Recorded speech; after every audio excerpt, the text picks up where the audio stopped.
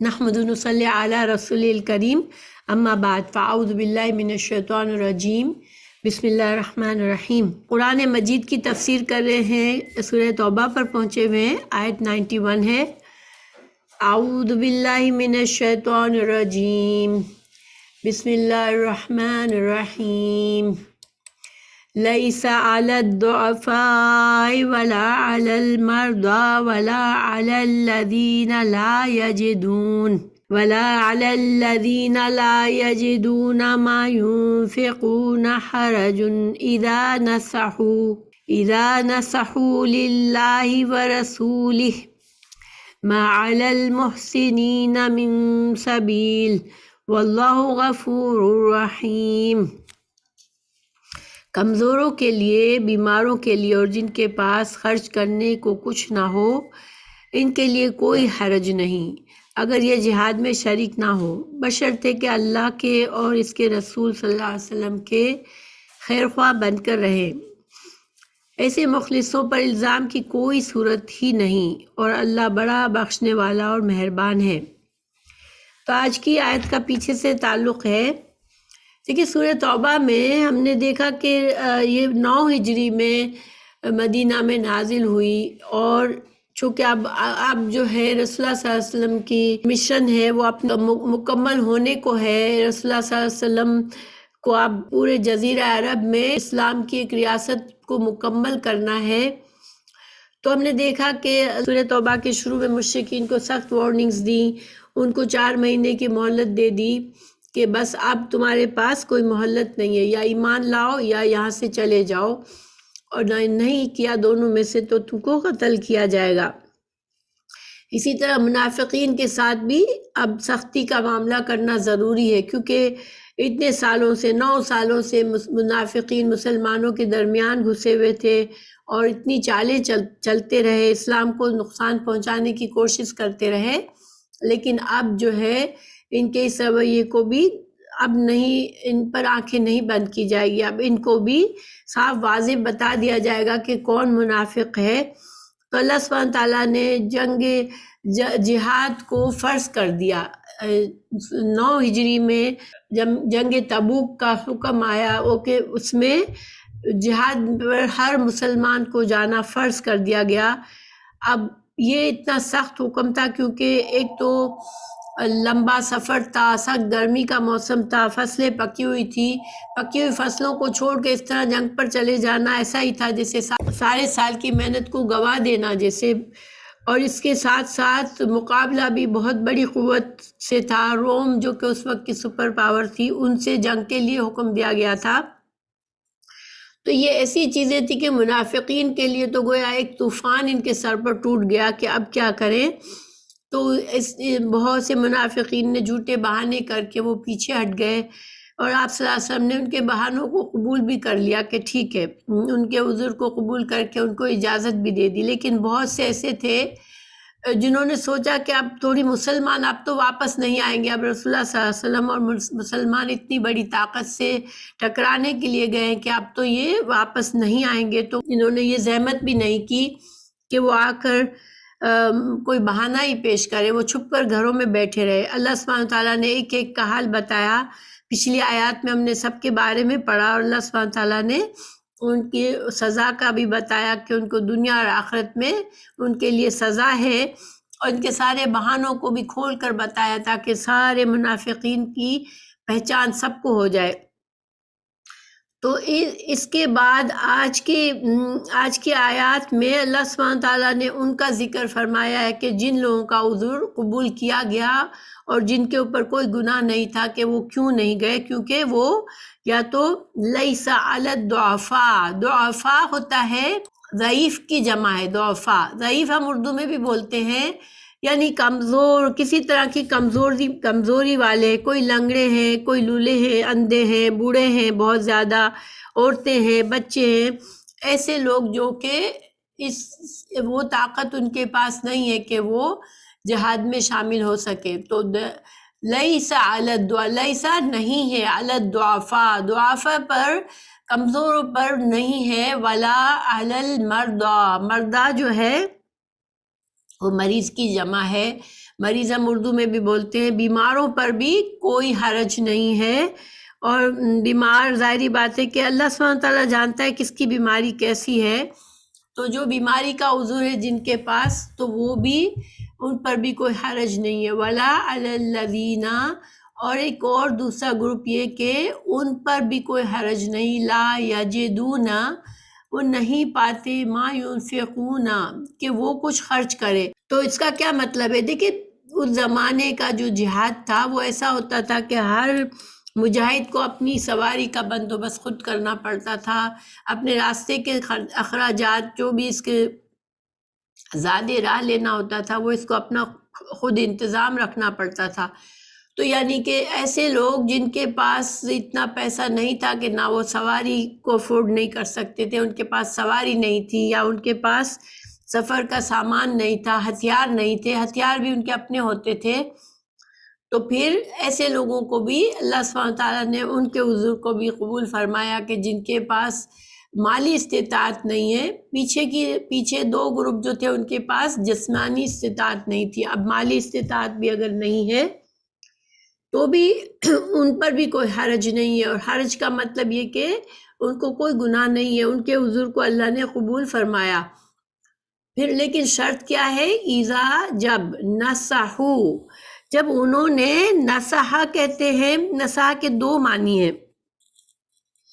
ایک تو خیر خواہی سے نصیحت کرنا، اور دوسرا جو ہے وہ اخلاص نیت ہونی چاہیے۔ تو یعنی کہ اگر نصحو، انہوں نے خیر خواہی کی، للہ، اللہ سے، ورسولہ، اور اللہ کے رسول سے، تو یعنی کہ ایسے لوگ جو کہ دل سے خیر خواہ ہیں، اسلام کی سربلندی چاہتے ہیں، اسلام سے محبت کرتے ہیں، مسلمانوں سے محبت کرتے ہیں، اللہ کے فرما بردار رہنا چاہتے ہیں، اور اللہ کے احکامات، اللہ کے رسول صلی اللہ علیہ وسلم کے احکامات پر عمل کرنا چاہتے ہیں، آخرت کا جو ثواب کمانا چاہتے ہیں، مگر کیا ہے؟ یا تو بیمار ہے، یا کمزور ہے، یا مالی استطاعت نہیں ہے، تو ایسے لوگوں کو اس آیت کے تحت اللہ سبحانہ تعالیٰ نے فرما دیا کہ ان کو جو ہے وہ ان پر حرج نہیں ہے، ان پر کوئی گناہ نہیں ہے۔ ما علی المحسنین، اب دیکھیں ایک تو ہوتا ہے انسان کا خیر خواہی ہوتی ہے اس کے اندر، ایک ہوتا ہے اس سے بھی بڑا درجہ کہ وہ احسان کا درجہ ہو اس کے اندر، کہ ان کے دلوں میں وہ ایسے لوگوں کو جن کے دل میں اتنا شدید جذبہ ہے اللہ کی رضامندی کا کہ وہ کچھ نہ کچھ اپنے حد تک محنت کریں گے، گھر میں بیٹھ کر بھی وہ کچھ نہ کچھ ایسے کام کریں گے جو کہ اللہ کی رضا کے حاصل کرنے کے لیے وہ جد و جہد کریں گے۔ تو ما علی المحسنین من سبیل، سبیل کہتے ہیں، سبیل کے کئی معنی ہوتے ہیں کہ کس طرح استعمال ہوا ہے، تو یہاں پر سبیل جو ہے کوئی ان سے باز پرس نہیں ہوگی، کوئی ان سے قیامت میں ان سے پوچھا نہیں جائے گا کہ تم نے یہ فرض حکم پر کیوں عمل نہیں کیا تھا۔ واللہ غفور الرحیم، اور اللہ سبحانہ تعالیٰ بہت بخشنے والا اور بہت رحیم ہے۔ خیر خواہی سے کیا مطلب ہے؟ ٹھیک ہے، تو ایک حدیث ہے، رسول اللہ صلی اللہ علیہ وسلم نے فرمایا الدین النصیحہ، کہ دین جو ہے وہ خیر خواہی کا ہی نام ہے۔ تو صحابہ نے پوچھا یا رسول اللہ کس کے لیے خیر خواہی؟ آپ صلی اللہ علیہ وسلم نے فرمایا کہ اللہ کے لیے خیر خواہی، اللہ کی کتاب کے ساتھ خیر خواہی، اس کے رسول کے ساتھ، مسلمانوں کے حکام کے ساتھ، اور تمام مسلمانوں کے لیے دل میں خیر خواہی ہونی چاہیے۔ یعنی کہ یہ ایمان کا تقاضا ہے کہ انسان کے دل میں خلوص ہو، ہر مسلمان کے لیے اس کے دل میں خلوص ہو، اللہ تعالیٰ کے لیے خلوص دل سے وہ اللہ سے، اللہ کے رسول صلی اللہ علیہ وسلم سے محبت کرتا ہو، اور دین کے فرائض کو خوشی سے لیتا ہو، اور جو اللہ تعالیٰ جن کو یہ عہدہ دے، حکام بنائے، جو اسلام کے سربراہ بنتے ہیں، ان کی اطاعت کرے، ان کے ساتھ خیر خواہی کرے، یہ دین صحیح دین ہے۔ تو جو احسان کا درجہ، پیچھے رہنے والے کیا کر سکتے تھے؟ تو دیکھیں کہ جو مجاہد جہاد پر گئے، اپنا گھر بار، اپنے بچے، بیوی بچے سب چھوڑ کر گئے، تو وہ اب یہ لوگ شہروں میں ہیں جو نہیں گئے ہیں، تو وہ ان کے پیچھے سے ان کے کاروبار کی پر نظر رکھے، اور کچھ مدد کر سکتے ہیں، جیسے کہ میں نے بتایا کہ فصلیں پکی ہوئی تھی تو کسی طرح سے بھی ان کے گھر والوں کی مدد کرے، بال بچوں کی خبر گیری کرے، یا ان کے عزت آبرو کا، جو جانے والے ہیں ان کے پیچھے سے عزت آبرو کا خیال رکھے، حفاظت کرے۔ مجاہدین کے لیے کوئی ضرورت کا سامان بھیجنے کی ضرورت پڑ جائے پیچھے سے تو وہ بھیجے۔ جھوٹی افواہیں، جو منافقین، جو برے لوگ، وہ جھوٹی اسلام کے بارے میں جھوٹی خبریں اور افواہوں کو عام کرتے ہیں، ان کا منہ بند کرے اور کسی قسم کے فساد کو برپا نہ ہونے دے، اور مسلمانوں کے حوصلے بڑھائے، ان کے حوصلوں میں بری غلط باتیں کر کے ان کے حوصلے پست نہ کرے۔ تو یہ سارے کام اور بھی زیادہ کر سکتے ہیں، دعائیں کر سکتے ہیں کہ اسلام کی سربلندی کی دعائیں کریں، مجاہد کی کامیابی کے لیے دعائیں کریں۔ تو یہ سارے کام کر کے وہ محسنین کا درجہ حاصل کر لیں گے، حالانکہ وہ گھر بیٹھے ہوئے، لیکن محسن احسان کا درجہ سب سے بلند درجہ ہوتا ہے۔ تو ایسے لوگوں کے لیے حدیث بھی موجود ہے، حضرت انس بن مالک کی حدیث ہے۔ تبوک سے واپس جب ہم آ رہے تھے تو مدینہ کے قریب پہنچے تو آپ صلی اللہ علیہ وسلم نے فرمایا، بے شک مدینہ میں کئی لوگ ہیں جو تم کسی بھی راستے پر نہیں چلے اور نہ تم نے کوئی وادی طے کی ہے مگر وہ تمہارے ساتھ ہیں، یعنی کہ جو بیٹھے ہوئے مدینہ میں، لیکن ان کا جو ثواب اتنا ہے جیسے کہ وہ تمہارے ساتھ ساتھ چل رہے ہیں ہر راستے پر۔ لوگوں نے پوچھا یا رسول اللہ، اور وہ مدینہ میں ہی بیٹھے ہوئے ہیں؟ آپ صلی اللہ علیہ وسلم نے فرمایا ہاں، وہ مدینہ ہی میں ہیں، انہیں عذر نے روک رکھا ہے۔ یہ صحیح بخاری کی حدیث ہے۔ یہ اللہ سبحانہ تعالیٰ کی رحمت کی وسعت ہے، جیسے کہ اللہ تعالیٰ نے آخر میں فرمایا کہ واللہ غفور رحیم، تو نہ صرف ان کے نہ جانے کے پر کوئی گناہ نہیں ہے، اللہ نے ان کو بخش دیا، بلکہ اپنی رحمت سے اللہ تعالیٰ نے ایسے لوگوں کو جنہوں نے اپنے گھر میں رہ کر بھی اسلام اور مسلمانوں اور مجاہدین کے ساتھ خیر خواہی کی، اللہ تعالیٰ نے ان کو ایک ایک چیز کا اجر دیا، جو سفر کی تکلیفیں مجاہدین نے اٹھائیں، اتنا لمبا گرمی کا سفر طے کیا، تو ان کو سارے کے سارے ان کو اجر گھر میں بیٹھے ہوئے ملے۔ تو دیکھیں اللہ سبحانہ تعالیٰ کا یہ دستور ہے کہ اللہ تعالیٰ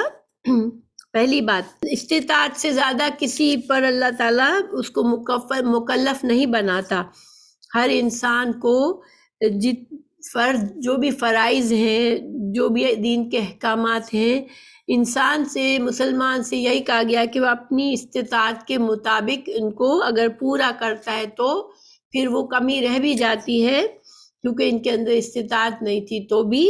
وہ ان کو اجر و ثواب میں اللہ تعالیٰ کمی نہیں کرتا، اور نہ ہی کسی کے اوپر اتنا بوجھ ڈالا جاتا ہے کہ وہ اس بوجھ سے انسان ٹوٹ جائے۔ تو ہمیں یہ سمجھنا ضروری ہے کہ دین اسلام آسان دین ہے۔ اللہ تعالیٰ نے اللہ کا کوئی حکم ایسا نہیں ہے جس کو ہم یہ کہہ سکیں کہ یہ تو انسانوں کے لیے بہت ہی مشکل ہے، یہ کام کرنا تو ہے کسی کے بس کی بات نہیں ہے۔ اور اس کے علاوہ بھی دیکھیں شرعی جتنے بھی احکامات ہیں،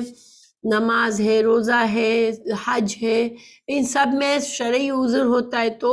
آپ کو اللہ تعالیٰ نے اس میں رخصتیں دے کے رکھی ہے۔ انسان کھڑے ہو کے نماز پڑھنے کے قابل نہیں ہے تو بیٹھ کر پڑھے گا، پھر بھی اتنا ہی اجر کمائے گا۔ انسان بیٹھ کر نہیں، لیٹ کے ہی سے پڑھ سکتا ہے، تب بھی وہ اتنا ہی پورا اجر کمائے گا، اللہ تعالیٰ اجر میں کمی نہیں کرتا۔ اسی طرح حج کی استطاعت نہیں ہے تو حج فرض نہیں ہے۔ ایسے تمام اسلامی احکامات میں اللہ تعالیٰ نے بندوں کے لیے آسانی فرمائی ہے۔ اب ایک اور گروپ کے بارے میں بتایا جا رہا ہے، انہوں نے کیا کیا، وَلَا عَلَى الَّذِينَ، نہیں ہے ان لوگوں پر، اِذَا جب ماں جو اتو کا، جو لوگ آئے آپ کے پاس، رسول اللہ صلی اللہ علیہ وسلم کے پاس آئے، لِتَحْمِلَهُمْ، تاکہ رسول اللہ صلی اللہ علیہ وسلم ان کو سواری مہیا کر دے۔ دیکھیں سواری نہ ہونا ایک عذر تھا، جس کے پاس سواری نہیں ہے اس پر فرض نہیں تھا، لیکن کچھ لوگ اس کے باوجود آئے رسول اللہ صلی اللہ علیہ وسلم کے پاس کہ یا رسول اللہ آپ ہمیں بندوبست کر دے کہیں سے سواری کا، اگر کسی کے پاس 2 سواری ہیں، رسول اللہ صلی اللہ علیہ وسلم کے اگر پاس کوئی صدقے کا مال ہے، کسی طرح ہمیں آپ سواری کا بندوبست کر دیں، کیونکہ ہم جانا چاہتے ہیں، ہم گھر نہیں رہنا چاہتے۔ تو قلتا، تو آپ صلی اللہ علیہ وسلم نے فرمایا لا اجد ما احملکم علیہ، آپ صلی اللہ علیہ وسلم کے پاس اس وقت اتفاق سے کوئی ایسی نہیں تھی کہ وہ ان کو سواری دیتے۔ تو آپ صلی اللہ علیہ وسلم نے فرمایا کہ میرے پاس کچھ بھی نہیں ہے جس پر میں تم لوگوں کو سوار کروں۔ تولو، تو وہ کیا منہ موڑ کے چلے وہ لوگ، نا امید ہو کر گئے۔ وَأَعْيُنُهُمْ، اور ان کی حالت ایسی تھی، یہ واو حال کا ہے، ان کی حالت واو حال بتا رہا ہے ان کا، کہ ان کی حالت ایسی تھی کہ تفیدو من الدم، تفیدو کا مطلب ہوتا ہے بہت زیادہ نکلنا، پانی بہہ جانا، یعنی ان کا ایسا حالت تھی کہ ان کے جو آنسو تھے وہ رک نہیں رہے تھے، آنسوؤں کے بارش ہونے لگی، آنسو ان کی آنکھوں سے آنسو بہنے لگ گئے، اور وہ روتے روتے چلے گئے اس غم کے مارے کہ ہم جہاد جیسی اس بڑی نیکی میں ہم معذور ہو گئے، ہم شریک نہیں ہو پا رہے۔ تو حزنن، غم سے ان کا سینہ بھرا ہوا تھا، اللہ یجدو ما ینفقو، کہ ان کے پاس خود کوئی ایسا سامان نہیں ہے جس کے ذریعے وہ اپنی سواری کو خرید لے اور جا سکے۔ تو اس غم کے مارے ان کی آنکھوں سے آنسو نکل رہے تھے اور غم سے ان کا سینہ بھرا ہوا تھا۔ تو اللہ تعالیٰ نے کو ان کی ان کا یہ رویہ ایسا پسند آیا کہ اللہ تعالیٰ نے اس کو قرآن میں اس کو ذکر فرما دیا۔ حضرت ابن عباس کی روایت ہے کہ رسول اللہ صلی اللہ علیہ وسلم نے لوگوں کو جہاد کا حکم دیا، اتنے میں آپ کے پاس ایک جماعت آ کر کہنے لگی ہمیں سواریاں فراہم کر دی جائیں۔ اس میں عبداللہ بن مغفل بھی تھے۔ آپ صلی اللہ علیہ وسلم نے جواب دیا کہ اللہ جانتا ہے میرے پاس سواریاں نہیں ہیں۔ آخر کار وہ بادل ناخواستہ روتے ہوئے واپس ہوئے۔ انہیں جہاد میں شریک نہ ہونے کا، اپنے پاس خرچے اور سواری کا نہ ہونے کا بڑا قلق۔ پھر جب اللہ نے ان کے دلوں میں اپنے اور اپنے رسول صلی اللہ علیہ وسلم کی بے پناہ محبت دیکھی تو ان کے عذر میں قرآن میں یہ آیت اتار دی۔ اللہ سبحانہ تعالیٰ کو اتنا پسند آیا ان کا یہ اخلاص اور یہ خواہش کہ ہم کسی طرح اللہ کو راضی کریں، تو اللہ تعالیٰ نے ان کا ذکر قرآن میں فرما دیا۔ دیکھیں یہاں پر ہمیں کیا پتہ چلتا ہے کہ اللہ سبحانہ تعالیٰ جو ہے وہ بندوں کی نیت سے معاملہ کرتے ہیں، بندوں کے ساتھ۔ ہمیں کچھ احادیث اور بھی ملتی ہیں جس سے ہمیں پتہ چلتا ہے کہ اسلام میں نیت کی کتنی اہمیت ہے۔ صحیح بخاری کی حدیث ہے، سیدنا ابن عباس رضی اللہ عنہ سے روایت ہے کہ رسول اللہ صلی اللہ علیہ وسلم نے تبارک و تعالیٰ یعنی کہ اللہ سبحانہ تعالیٰ سے روایت کی، یہ حدیث قدسی ہے۔ حدیث قدسی وہ حدیث ہوتی ہے جس میں رسول اللہ صلی اللہ علیہ وسلم اللہ تعالیٰ کا حوالہ دے کے کوئی بات بتائے کہ اللہ نے یہ فرمایا ہے، یعنی قرآن کے علاوہ جو اللہ سبحانہ تعالیٰ نے الگ سے وحی کی ہو کوئی بات، تو آپ صلی اللہ علیہ وسلم اس طرح سے بیان کرتے تھے کہ اللہ تعالیٰ نے فرمایا، اللہ تعالیٰ نے نیکیاں اور برائیاں لکھ دی ہیں۔ پھر اس کی وضاحت یوں فرمائی کہ جو شخص نیکی کا ارادہ کرے ابھی اس نے عمل نہ کیا ہو، اللہ تعالیٰ اسے اپنے ہاں مکمل نیکی درج فرما لیتا ہے۔ اگر نیکی کا ارادہ کر کے اس پر عمل بھی کر لے تو اللہ تعالیٰ اس ایک نیکی کو اپنے ہاں 10 گنا سے لے کر 700 گنا تک، بلکہ اس سے بھی کئی گنا زیادہ لکھ لیتا ہے۔ اور اگر انسان سے برائی کا ارادہ کرے اور اس پر عمل نہ کرے تو بھی اللہ تعالیٰ اسے اپنے ہاتھ سے مکمل نیکی لکھ دیتا ہے۔ یعنی کہ دیکھیں جب نیکی کا معاملہ تھا تو بندے نے صرف ارادہ کیا تھا، ابھی اس نے عمل نہیں کیا تو اس کے لیے ایک نیکی لکھ دی گئی، جیسے کہ صرف نیکی کا ارادہ کرنا بھی بذات خود ایک نیکی کا اجر مل جاتا ہے انسان کو۔ پھر کسی وجہ سے اس نیکی کو نہیں کر سکتا تب بھی اس کا وہ ایک اجر اس کے لیے رہتا ہے اس کے اعمال نامے میں۔ لیکن برائی کا جب انسان ارادہ کرتا ہے تو جب تک وہ اس پر عمل نہ کر لے تو اللہ تعالیٰ کے ہاں لکھا نہیں جاتا کہ اس بندے نے برائی کا ارادہ کیا ہے، بلکہ برائی کا ارادہ کر کے اللہ کے ڈر سے اگر انسان چھوڑ دیتا ہے کہ نہیں مجھے نہیں کرنا، میرا اللہ ناراض ہوگا، تو اس برے ارادے کو چھوڑنے کی بھی ایک مکمل نیکی لکھ دی جاتی ہے اس کے اعمال نامے میں، اور برائی کا ارادہ کر کے عمل کر لے تو اللہ تعالیٰ اپنے آپ سے صرف ایک ہی گناہ لکھتا ہے۔ تو سبحان اللہ، دیکھیں نیکی کا ارادے پر، صرف ارادے پر ایک نیکی لکھ دی گئی۔ نیکی کر لی تو اب نیکی کس حال میں کی تھی، کتنا اخلاص تھا، کتنی ضرورت تھی اس نیکی کے کام کی، اس لحاظ سے حساب سے اجر ملتا ہے، مگر منیمم اجر جو کم سے کم اجر ہے وہ 10 گنا ہے، اور پھر اس سے بڑا کہ اللہ تعالیٰ 700 گنا تک بھی ایک نیکی کا اجر کر دیتا ہے کبھی، اور کبھی 700 سے بھی زیادہ کر دیتا ہے۔ مگر برائی کا پہلی بات یہ کہ ارادہ کرنے پر اس کی سزا نہیں لکھی جاتی، برائی نہیں لکھی جاتی۔ ارادہ کرنے کے بعد اللہ کے ڈر سے انسان چھوڑ دیتا ہے تو وہ اس کو ایک نیکی کا اجر مل جاتا ہے، اور برائی جب کر لیتا ہے تو صرف برائی کے برابر اس کو گناہ ملتا ہے۔ تو اس سے بڑھ کر اللہ کی رحمت، انسان اتنا رحیم اللہ ہے، تو پھر انسان کیوں نہ کرے، اور پھر کیوں وہ بدقسمت کتنا انسان ہوگا کہ اللہ تعالیٰ تو اس قدر فیاضی کا معاملہ کرتا ہے نیکی کا اجر دینے میں، اور بندہ قیامت کے دن اس کے باوجود خالی ہاتھ ہو اور اس کے برائیاں اس کی نیکیوں سے زیادہ ہو، تو وہ کتنی بد نصیبی کی بات ہے۔ اسی طرح دوسری حدیث حضرت ابو ہریرہ کی صحیح مسلم میں، یہ بھی حدیث قدسی ہے، اللہ تعالیٰ نے فرشتوں سے فرمایا، جب میرا کوئی بندہ برائی کا ارادہ کرتا ہے تو جب تک وہ عمل نہ کرے اس وقت تک اس کو برائی نہ لکھو، یہاں تک کہ اس کا ارتکاب کر لے، اور اگر برائی کر لے تو ایک ہی برائی لکھو۔ جب کوئی انسان نیکی کا قصد کر لے، ویسے عملی طور پر نہیں کرتا، تو اس کے لیے ایک نیکی لکھ دو۔ یہ سیم حدیث سملر ہے، لیکن اس میں اختصار ہے تھوڑا۔ پھر ایک اور حدیث ہے،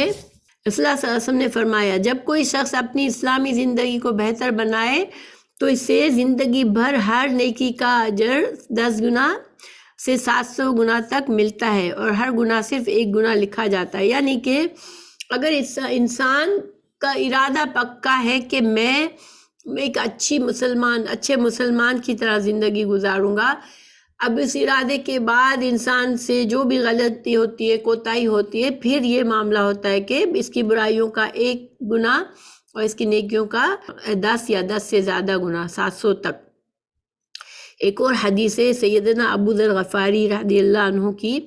وہ روایت کرتے ہیں کہ چند صحابہ نے حضرت صلی اللہ علیہ وسلم سے عرض کیا، یا رسول اللہ، اہل ثروت تو اجر و ثواب میں سبقت لے گئے، یعنی جن کو اللہ نے بہت مال و دولت دیا ہے تو وہ تو ہم سے بہت زیادہ اجر و ثواب میں آگے بڑھ گئے، کیونکہ وہ ہماری طرح نمازیں پڑھتے ہیں، روزے رکھتے ہیں، اور اپنے زائد مال میں سے صدقہ بھی کرتے ہیں۔ مال نہ ہونے کے سبب ہم صدقہ کرنے سے قاصر ہیں۔ آپ صلی اللہ علیہ وسلم نے فرمایا، کیا اللہ تعالیٰ نے تمہیں بھی صدقے کا سامان مہیا نہیں کیا؟ تو تمہارا ایک دفعہ سبحان اللہ کہنا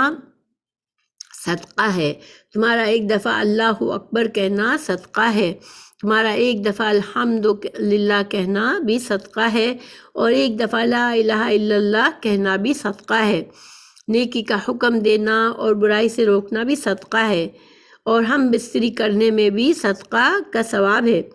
صحابہ نے کہا، یا رسول اللہ، ہم میں سے کوئی شخص اپنی نفسانی خواہش کو پورا کرے تو اسے بھی ثواب ملتا ہے؟ آپ صلی اللہ علیہ وسلم نے فرمایا، کیا خیال ہے، اگر وہ اسے حرام جگہ استعمال کرے تو اسے گناہ نہ ہوگا، ایسے ہی حلال مقام پر استعمال کرنے پر اجر بھی ملے گا۔ تو گویا دیکھیں، اگر انسان کی واقعی اخلاص نیت سے وہ اللہ کو راضی ہی کرنا چاہتا ہے، چاہے پھر اس کے پاس مال دولت نہیں ہے، چاہے طاقت نہیں ہے کہ وہ ایسے کام کرے، بیٹھ کے صرف تسبیح کرنے والوں کو بھی وہی اجر و ثواب مل جاتا ہے جو کہ محنت کرنے والے ہیں، مگر فرق کیا ہے؟ انسان کی نیت۔ جتنا زیادہ اخلاص ہے ہمارے سبحان اللہ کہنے میں، الحمدللہ کہنے میں، اللہ اکبر کہنے میں، تو اتنا زیادہ لا الہ الا اللہ کہنے میں، یہ سارے کے سارے ہمیں اسی طرح جیسے ہم صدقہ کر رہے ہیں، تو ہم دیکھیں ان ساری باتوں کے بعد اگر انسان غفلت میں وقت گزار دیتا ہے اور اپنے لیے نیکیاں نہیں کماتا، تو پھر اس سے زیادہ بد نصیبی کس کی ہوگی؟ تو اللہ سبحانہ تعالیٰ ہمیں ان بد نصیبوں میں نہ ہونے دے۔ اللہ تعالیٰ ہمیں توفیق دے کہ ہم اچھے ارادے، اچھی نیکی، ہماری نیت ہمیشہ اللہ کی رضا کی ہو، تاکہ ہمیں ہمارے ہر عمل کا صدقہ ملتا رہے، ہمارے ہر عمل کا ثواب، اجر و ثواب ملتا رہے۔ پھر بھول چوک معاف کرنے والا اللہ ہے۔ انسان کی نیت خالص ہونی چاہیے کہ مجھے اللہ کی رضا چاہیے بس۔ پھر آگے ہے اللہ تعالیٰ فرما رہے ہیں، اب ان کا بیان ہے جو گنہگار ہیں اور جن کی نیت ہی خراب تھی۔ تو اللہ تعالیٰ فرما رہے ہیں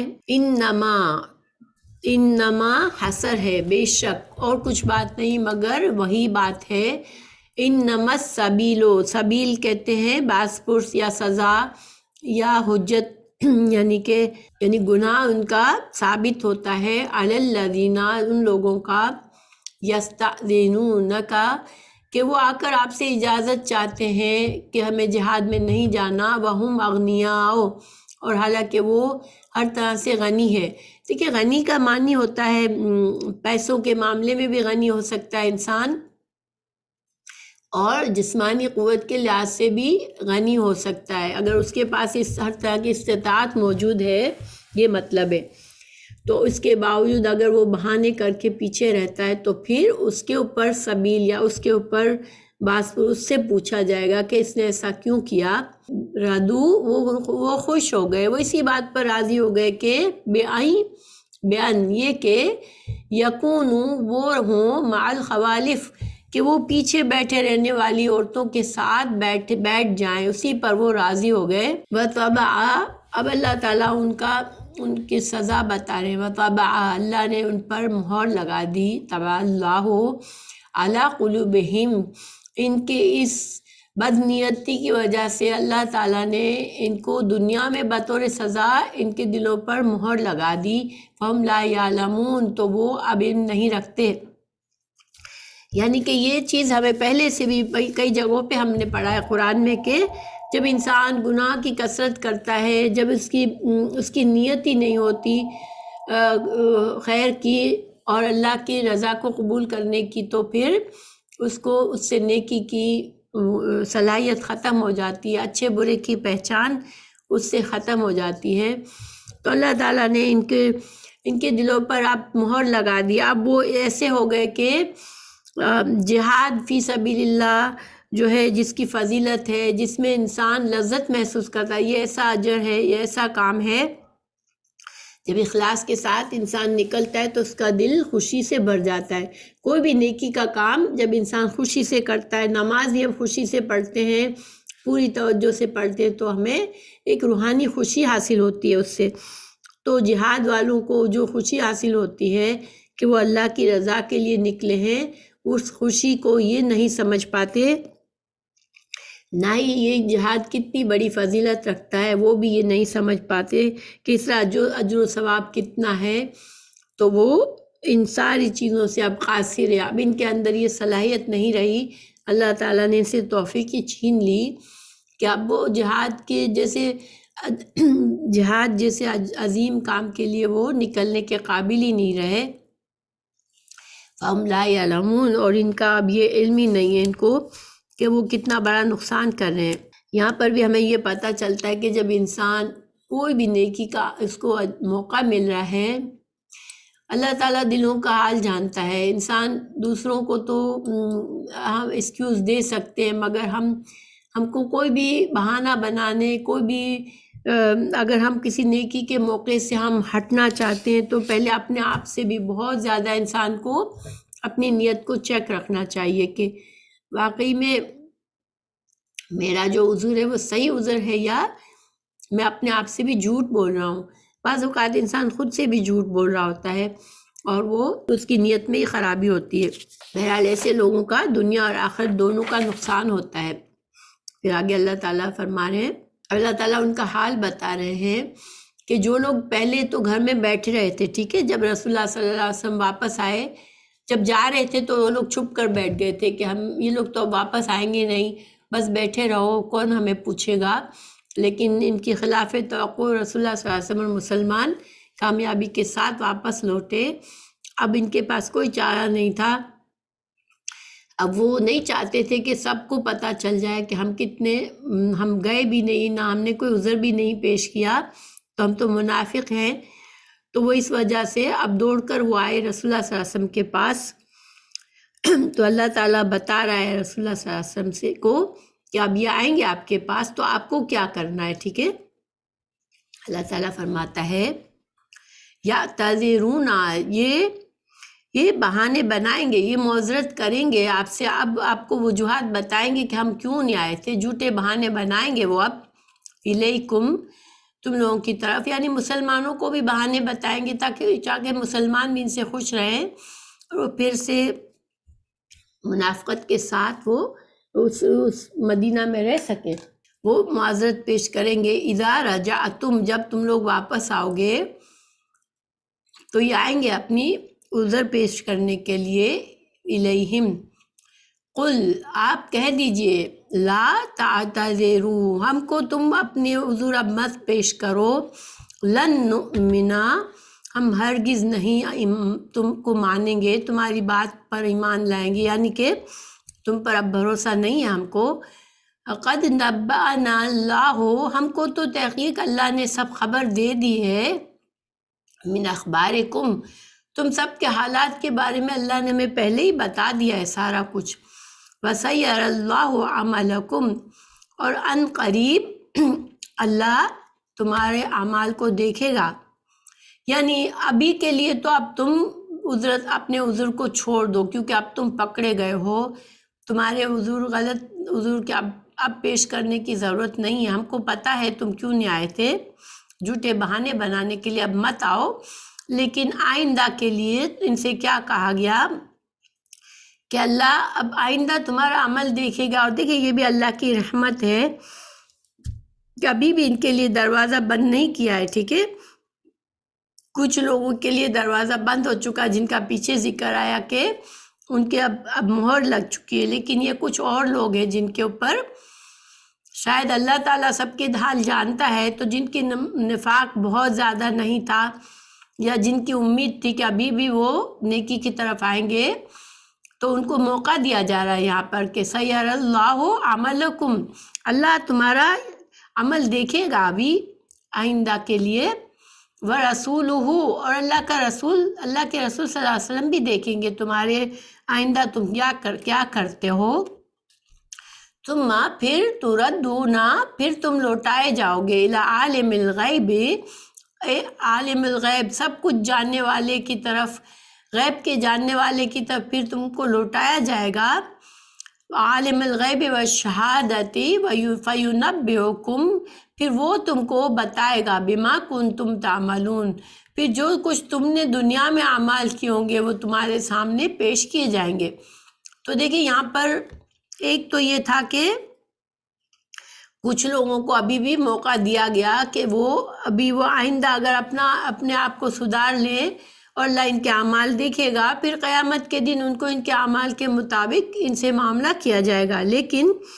یہاں ایک اور خاص بات یہ ہے کہ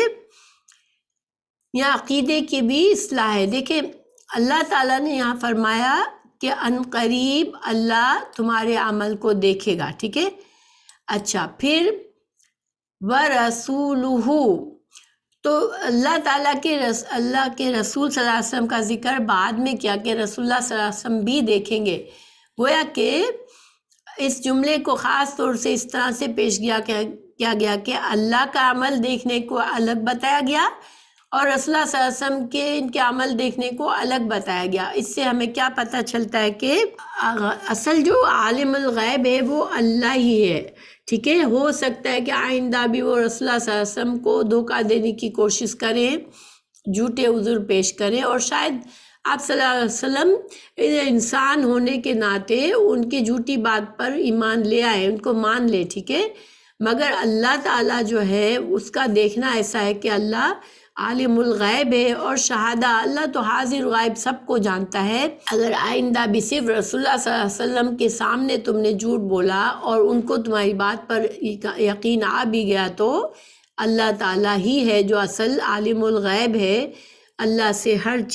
سے کوئی چیز چھپی ہوئی نہیں ہے۔ تو گویا ہمیں یہ بتا دیا گیا یہاں پر کہ اصل عالم الغیب صرف اللہ ہی کی ذات ہے۔ اللہ کے رسول صلی اللہ علیہ وسلم کو جو بھی علم دیا جاتا تھا وہ آپ صلی اللہ علیہ وسلم جانتے تھے، مگر ہر چیز کا غیب کا علم جو ہے وہ اللہ کے سوا کسی کو نہیں ہوتا۔ اللہ نے غیب کا علم اپنے لیے مخصوص رکھا ہے، ٹھیک ہے۔ تو یہاں پر یہ عقیدے کی بھی اصلاح ہے۔ اور منافقین کے لیے ابھی بھی توبہ کا دروازہ کھلا رکھا گیا، تو ان کو آئندہ کے لیے مہلت دی جا رہی ہے کہ تم اگر آئندہ اخلاص سے معاملہ کرو گے تو شاید ابھی بھی تم بچ جاؤ گے۔ تو یہ بھی اللہ کی رحمت، اس میں اللہ کی رحمت بھی ہے کہ دروازہ اللہ تعالیٰ اپنی رحمت کا دروازہ جلدی نہیں بند کرتا جب تک کہ بعض بندے ایسے ہوتے ہیں جو اتنے اعمال ان کے برے ہوتے ہیں، اتنے یہ پکے ہوتے ہیں اپنے گناہوں میں کہ پھر اللہ تعالیٰ مہر لگا دیتا ہے ان کے دلوں پر، پھر ان سے توفیق چھین لی جاتی ہے، اب ان کو موقع نہیں ہوتا۔ پھر اللہ تعالیٰ مزید فرما رہے سَيَحْلِفُونَ بِاللَّهِ لَكُمْ إِذَا انقلبتم إِلَيْهِمْ لِتُعْرِضُوا عَنْهُمْ۔ اللہ تعالیٰ بتا رہے ہیں، مزید رسول اللہ صلی اللہ علیہ وسلم کو بتا رہے ہیں کہ یہ جو ہے، اور مومنوں کو بھی بتا رہے ہیں، یہاں جمع کا صیغہ ہے کہ یہ ابھی بھی جو پکے منافق ہیں وہ ابھی بھی قسمیں کھائیں گے کہ کسی طرح تم کو راضی کر لیں، اپنے رویے کے بارے میں وہ کسی طرح تم کو راضی کرنے کے لیے اللہ کی قسمیں بھی کھائیں گے، اور اپنے اخلاص پر تمہیں یقین دلانے کی کوشش بھی کریں گے تاکہ تم ان سے راضی ہو جائے، تم ان سے اچھا معاملہ کرو پھر سے۔ فَأَعْرِضُوا عَنْهُمْ، تو آپ کو کیا کرنا ہے؟ ان سے اعراض برتنا ہے، ٹھیک ہے۔ اعراض برتنے سے مطلب یہ کہ ٹھیک ہے تم ان سے بحث نہیں کرو، ٹھیک ہے، وہ اگر جھوٹے بہانے بھی پیش کر رہے ہیں تو ان کو اگنور کر دو اب، مگر ظاہری بات ہے کہ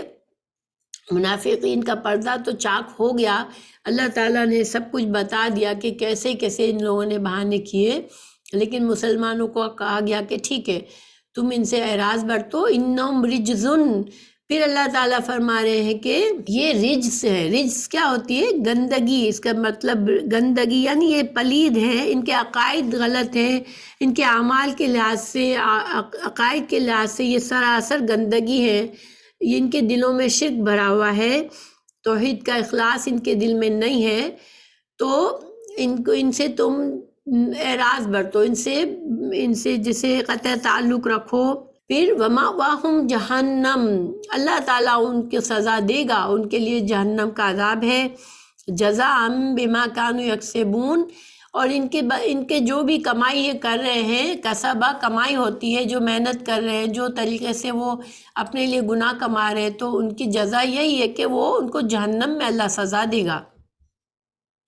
اسی لیے منافقین کے لیے کوئی حد جاری نہیں کرتے تھے رسول اللہ صلی اللہ علیہ وسلم ان کی اس منافقت پر، ٹھیک ہے۔ ویسے کوئی اور جیسے شرعی طور پر ان پر گناہ ثابت ہوتا اس کی سزا تو ملتی تھی ان کو، لیکن ان کے منافقت پر کبھی ان کو سزا نہیں دی گئی۔ اللہ تعالیٰ نے فرما دیا کہ ان کا جو حساب ہے، ان کا معاملہ جہنم میں ان کی جزا ہے، اور منافقین کے لیے، جو پکے منافقین ہیں، ان کے لیے جہنم کا آخری درجہ ہے۔ اللہ تعالیٰ فرما رہے ہیں یحلفون لکم لتردوا عنہم، یحلفون لکم لتردوا عنہم فَإِن تَرْضَوْا عَنْهُمْ فَإِنَّ اللَّهَ لَا يَرْضَىٰ عَنِ الْقَوْمِ الْفَاسِقِينَ۔ اللہ تعالیٰ وجہ بتا رہے ہیں کہ یہ کیوں تم کو قسمیں کھا کر یقین دلانا چاہ رہے ہیں، تاکہ وہ تم کو پھر سے تم سے تعلقات مضبوط کرنا چاہ رہے ہیں، تاکہ وہ مزید تم سے وہ اپنی منافقت پر قائم رہ سکے۔ تو اللہ تعالیٰ فرما رہے ہیں فَإِن تَرْضَوْا، اگر تم کو انہوں نے راضی کر بھی دیا اپنی کوششوں سے، تو اللہ تعالیٰ تو ان سے راضی ہونے والا نہیں ہے، ٹھیک ہے۔ عن القوم الفاسقین، ان کا جو ان کا فسق ہے، ان کی نافرمانی ہے، ان کا عمل اتنا برا ہے کہ اللہ تو ان سے اب کبھی بھی راضی نہیں ہوگا، اور یہ وہی پکے منافقین کے بارے میں ہے۔ پھر اللہ تعالیٰ فرما رہے ہیں الاعراب اشد کفرا ونفاقا واجدر الا یعلموا حدود ما انزل اللہ علی رسولہ۔ اب اللہ تعالیٰ خاص طور سے اعراب کا ذکر فرما رہے ہیں۔ اعراب کون ہے؟ جو مدینہ کے آس پاس دیہاتی لوگ رہتے تھے، بادیہ نشین، جو کہ جاہل ہوتے تھے، کوئی تعلیم سے ان کے اندر کوئی علم نہیں ہوتا تھا، تعلیم وغیرہ، اور مہذب بھی نہیں ہوتے تھے، تہذیب بھی، ظاہر انسان ایک شہر میں رہتا ہے تو تہذیب سیکھتا ہے، معاشرے میں رہ کے انسان کے اندر ایک طرح سے اخلاق بلڈ ہوتا ہے، اس کا اخلاق آتا ہے اس کے اندر اچھا۔ تو اب یہ جو اعراب ہے، جو بادیہ نشین ہے، تو اللہ تعالیٰ فرما رہے ہیں کہ ان کا جو ہے، ان کے بارے میں بتا رہے ہیں کہ ان کا جو کفر اور نفاق ہے وہ بہت زیادہ شدید ہے۔ کیوں شدید ہے؟ کیونکہ ان کے اندر یہ جو زیادہ تر جو آس پاس تھے مدینہ کے جو عرب تھے، انہوں نے زیادہ تر ان کے اندر وہ اسلام کو سمجھ کر وہ مسلمان نہیں ہوئے تھے، وہ بس مسلمانوں کی بڑھتی ہوئی طاقت سے معروف ہو کر انہوں نے اسلام کا قبول کر لیا، اسلام کا اعتراف کر لیا تھا۔ تو ان کا نفاق، ان کے اندر کا نفاق زیادہ شدید اور زیادہ کفر ان کا شدید تھا، کیونکہ ایک تو انسان دیکھیں رسول اللہ صلی اللہ علیہ وسلم کی صحبت تھی، وہاں پر مسلمانوں کا جو اخلاق تھا، مسلمانوں کے اندر جو تزکیہ ہو رہا تھا اسلام کے، تو مسلمانوں کے درمیان جو لوگ رہتے تھے ان کا نفاق نسبتاً کم تھا، کیونکہ وہ کچھ نہ کچھ ظاہر اچھائی کا اثر ان کو ملتا تھا، لیکن جن لوگوں کو علم ہی نہیں تھا ان کا کفر و نفاق بہت شدید تھا۔ وَأَجْدَرُ أَلَّا يَعْلَمُوا حدود ما انزل اللہ، تو انہوں نے ان کو اللہ کے احکامات کی صحیح معنوں میں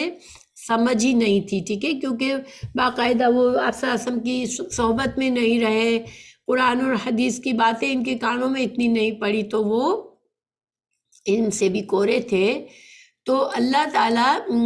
ان کے جیسے ان کا بتا رہے ہیں، ایک طرح سے دیکھیں یہ جو آخر کی سورہ ہے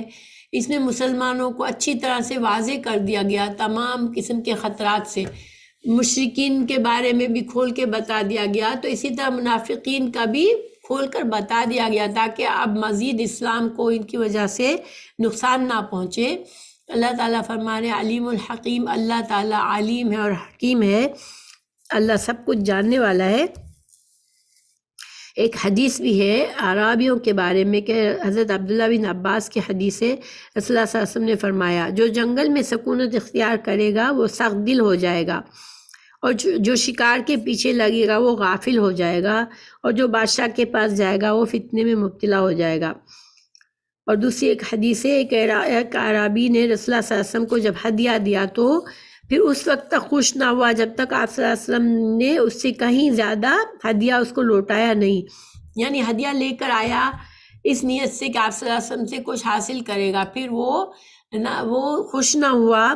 جب تک اور دو مجھے اور دیں، اور بہت زیادہ جب تک اس کو نہیں ملا، جب تک وہ خوش ہو کر نہیں گیا۔ تو ایک طرح سے بس سمجھ لیں کہ یہ سمجھایا جا رہا ہے کہ انسان جب ان کی باتیں اس کو چاہے وہ بظاہر ڈائریکٹ وہ خود نہ بھی لے، تب بھی ان والوں کے درمیان رہتا ہے انسان، اچھے لوگوں کے درمیان رہتا ہے تو کچھ نہ کچھ اس کے اندر اچھا اثر آتا ہے۔ لیکن جو لوگ جنگلوں میں ہوتے ہیں، جو ویرانوں میں رہتے ہیں، جو شکاری، ظاہر شکار کا بھی یہی ہوتا ہے کہ انسان آبادیوں سے دور چلا جاتا ہے، تو پھر ایسے لوگوں کو ان کو اپنے اخلاق سدھارنے کا موقع نہیں ملتا، تو ان کے اندر بہت زیادہ سختی ہوتی ہے۔ پھر اللہ تعالیٰ ان کے ذہنیت بتا رہے ہیں کہ وہ کس طرح سے دین کے احکامات کو لیتے ہیں۔ وَمِنَ الْأَعْرَابِ مَن يَتَّخِذُ مَا يُنْفِقُ مَغْرَمًا وَيَتَرَبَّصُ بِكُمُ الدَّوَائِرَ، کہ وہ کیا سمجھتے ہیں کہ جب ان کو صدقات کا حکم آتا ہے کہ صدقہ کرو یا جہاد میں شامل ہو جانی مالی، تو وہ کیا سمجھتے ہیں؟ صدقات اور زکوٰۃ کو مغرمن سمجھتے ہیں۔ مغرم کہتے ہیں کوئی چیز چمٹ جائے انسان سے، جیسے اگر جرمانہ پڑ جاتا ہے کسی کو، دیکھیں ٹکٹ پڑتی ہے کہ آپ ٹکٹ پے کرنی ہے، تو وہ کیا ہوتی ہے، وہ بہت بوجھ لگتی ہے انسان کو، کوئی جرمانہ دینا بہت مشکل لگتا ہے، تو وہ زکوٰۃ کو اور جہاد کے پر مال خرچ کرنے کو وہ ایسے سمجھتے تھے جیسے ان پر کوئی جرمانہ عائد کر دیا گیا ہے، اور وہ انتظار کرتے تھے کہ کسی طرح کوئی ایسا